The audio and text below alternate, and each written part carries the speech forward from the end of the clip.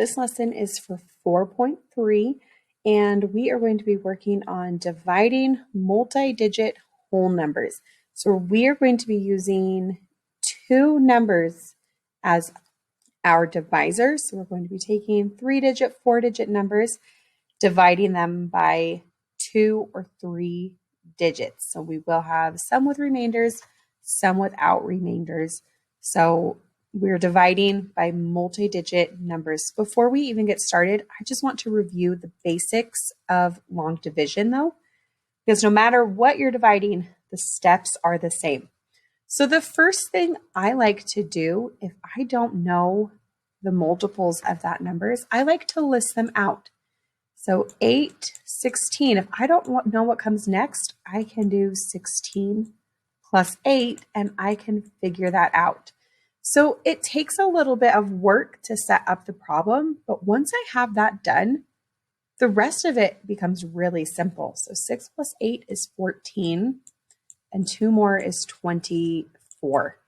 So I do know my 8s. We'll keep on going. So 8, 16, 24. You could even use your fingers if you're not sure what's next. 32, 40, 48, 56, 64, 72. So 1, 2, 3, 4, 5, 6, 7, 8, 9. I'm going to stop there. If you're ever wanting to put a 10 up above here, you know that can't be right.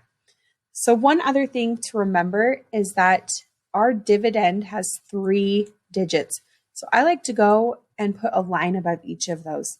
I should only be putting one thing in each of those places. So 8 can go into 9 one time. So I can't put 10 here because that's more than one thing. And I can't have 4 numbers up here when I'm done because there's only 3 places. So 1 times 8 is 8.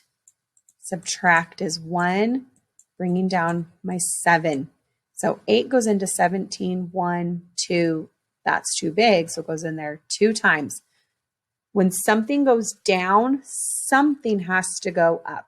Sometimes it can be a 0 you put up there, but something has to go up here in the quotient. 2 times 8 is 16.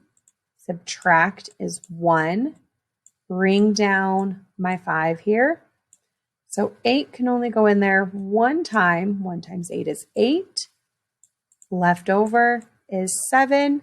So I have a remainder of 7, or I have 121 and 7 eighths. So let's take a look at task 1 here. So task 1 has, there we go. There's task 1. So Mr. Soto buys a new phone plan for $432 on a payment plan. So this is the total of his phone. He is paying $18 each month. How many months will it take him to pay for his phone? So I need to divide by the months. This is my divisor, what I'm dividing by. So I have 432 divided by 18. So I'm going to set up my problem. So 432 divided by 18. Now, I don't know my 18 times tables, so I want to make a list. So I can either do 18 plus 18 and see what that is. 8 plus 8 is 16, 36, or I can do 18 times 2 to figure that out. So I'm going to do 18 times 3 over here. So 8 times 3 is 24. 3, 4, 5, 54 is next. So I'm going to try one more here. I'm going to add on 18. So there's lots of different ways you can get to the answer. You can just add on, you can multiply, then if you need one more, add on. So here's 1272. I'm going to see if that will give me enough information. We may have to find another one. So first I want to know that I can only have 3 numbers in my quotient. So 18 cannot go into 4. So I'm going to put an X there to say I don't need a number there. So 18 goes into 42. 1, 2, that's too big. It goes in there 2 times. So 2 times 18 is 36. That's why I love having this list right over here. It's because I can easily see how many times it goes in there and what the multiplication answer is. So 2 times 18 is 36. So I'm subtracting, so I need to borrow here. So 13 minus 6 is 7. 3 minus 3 is nothing. So now I'm bringing down my 2. Oh, we have 72 on our list. Perfect. 1, 2, 3, 4 times evenly. 4 times 18 is 72. So there is 0 left over. So it will take exactly 24 months or 2 years if he only pays $18 every month for him to pay off his cell phone. So let's go ahead and look at task 1 here. So we know we have to divide, because we're doing repeated subtraction. Every month he's paying off 18, 18, 18. So if I'm estimating this, 432 divided by 18. So we're going to round 18 up to 20. And we're rounding 132. Let's see, the 3 makes the 4 go down. So to 400. And then, so if I count by 20, 20 is like 2, 20, 40, 60, 80, 100. So every time I have 100, we have 5 pieces. So there's 100, 200, 300, 400. So 5, 10, 15, 20. So about 20 times. So, and then we divided 400 divided by 20. So we're thinking our answer should be about 20. But remember, we rounded up, so we might have to pay a little more. So we said that 20 is an estimate of his payment. So now we're going to go ahead and we figured out the answer was 24. So we'll take Mr. Soto 24 months. So because 20 is fairly close to 24, it's just 4 more months, our answer is reasonable. Okay, let's take a look at number 2 here. So number 2 says that an experimental plane is flying at an altitude of 800 feet when it begins descending to land. So it's going down. So it was up here at 8,000, it's going down. If the plane descends at a constant rate, so doing the same thing over and over again, of 125 feet per minute, how long will it take to land the plane? So we know we have 8,000, and it wants to know how long, how many groups of minutes it's going to take. So we're dividing by 125. There are 2 flies just buzzing around me right now and making me crazy. So I'm very sorry if I am doing weird, glitchy things with the mouse. So we're going to set it up as 8,000 is our dividend. It goes in the den. And our divisor, what we're dividing by, is 125. So this one's a little easier to make a list of because we've got that nice quarter number. So if I add in another 100, that's 200, and another quarter is 50. So another quarter makes it 75, and another 100 is 3.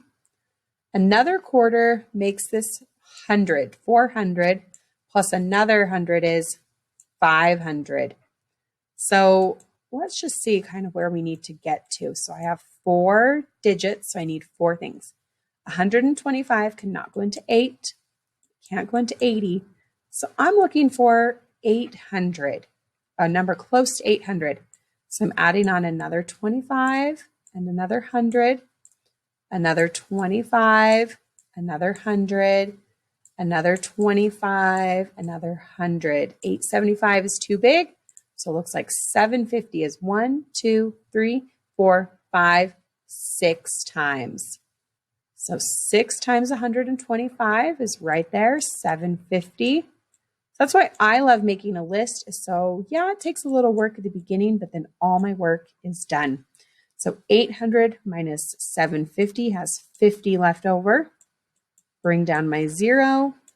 125 into 500 goes 1, 2, 3, 4 perfect times. So it's going to take 64 minutes. And that was 500, so there's nothing left over. So exactly 64 minutes if the plane continues to descend at that same rate the whole time, 64 minutes to get from 8,000 to the ground. So let's look at our task on number 2 here. So we have our problem. So we took 8,000, we're dividing it by 100. Oh, sorry, this is an estimate. I was like, none of these are making sense. So got to read our questions. I'm getting ahead of myself. So which expression can be best used to estimate? So 8,000 is a pretty good number there, I would say. It's a nice even number, so I wouldn't change that one. So 125, is that closer to 100 or 200? Well, the 2 makes it go down to 100. So I would say that 8,000 divided by 1,000 will give us a pretty good estimate. So choose which statement best explains where to place the first number in the quotient. So where we're looking back, what this is asking us is over what number. So we couldn't put it into 8. We couldn't put it into 80. So how did we know that the first number went into what place is this right here? So then we're going to complete that answer there. So the plane will take exactly how many minutes to land and decide what was your estimate and if they are reasonable. So why do you think it's important to find an estimate before finding an exact answer? So go ahead and think about that, and why is that a strategy that we want to be using when we are dividing? Hey, and task 3 today. So since we just talked about estimating, let's go ahead and try that first on this one. So an art class is making mosaics with glass squares. Each of the 121 students, this is how many students we have, will get the same number of glass squares to use. The total number of glass squares for the students to use is shown. So this is our total. This is what we have. And they're separating them out to each of the students. So how many glass squares will each student get? So we're dividing by the students. So we have 1,240. We're dividing by 121. So we want to estimate this. Let's try and go to the hundreds places on these. And there's lots of different correct estimates that you could have. So I'm going to say that 4 is not strong enough. So this is going to stay at about 1,200. And I'm going to round this one to the hundreds place as well. 2 is not strong enough, so it stays at 100. It does not have enough groups to make it go up. It's closer to 100 on a number line. So how many groups of 100 go into 1,200? Well, these zeros cancel out. 12 divided by 1. So I'm thinking each student should get about 12, so approximately 12. So let's try out our actual work here. So if we have 1,240 tiles, and I have 121 students, I want to start and make my list. So I've got 121. So double 21 is 42 to 42. I'm adding on 21 more now. So 1 more here, 2 more. Whoops, that's a 3. Excuse me. So 1 more here, 2 more here, 1 more here. So plus 1, plus 2, plus 1. So plus 1, plus 2. Oh my goodness, I keep just writing a 1 instead of adding higher. Plus 1. So plus 1. And then this is going to be plus 2, makes it 10. So plus 4, 5, 6. Let's see if that will get us started. So I know I need 1, 2, 3, 4 places here. So I know 121 cannot go into 1. I know it can't go into 12, but it can go into 124. Oh, that's too big. One time. 1 times 21, 121. It's 121. So I'm left with 3, 0, and 0. So bring down my next 0. So 21 into 30. That's too big. But remember, every time something comes down, something has to go up. So if it can't go in there, you've got to fill that in with a 0. If I just said each student gets 1 tile, if I have 1,240 and I'm dividing it by 121, I'm saying they should get closer to 12. And if I only just said that 1 there, those are not close. But 10 is fairly close to my estimate of 12. So I will have some left over, but not enough to give everybody another one. So let's go and look at task 4 here. So what problem, which expression represents the problem that we did? So what was our answer here? So think about, remember, every time something goes down, something has to go up. That's really important when we're dividing. So each student will receive how many and how much will be left over, and what will they do? What do you think would be fair to do with that leftover? For this, you are going to go ahead and do your check for understanding and your practice and homework. If you have any questions about dividing, please let me know. So one thing you can do is just use and make those multiples and just keep adding on to get your list. And once you have that list, it makes it a lot easier to do the work.